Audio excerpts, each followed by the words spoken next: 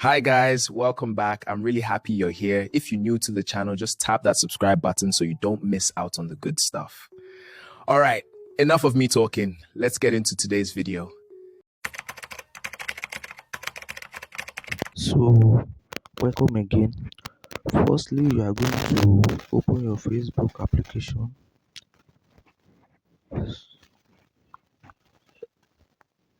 So, this is your Facebook application. Now, what you are going to do is you are going to click on this three icon at the left, at the top here. You click on it, it will bring out this dashboard. Then you are going to look for settings and privacy. This is it. You click on settings. So this is your Facebook profile settings. It contains everything on your account here.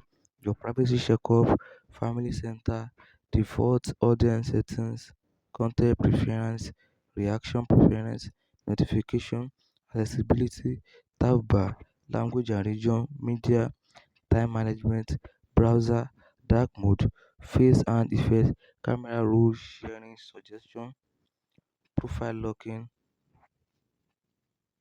profile details, everything's everything like that. Then what we want to do here is active status. This is our work here. So we are going to click on active status here. As you can see, it's on.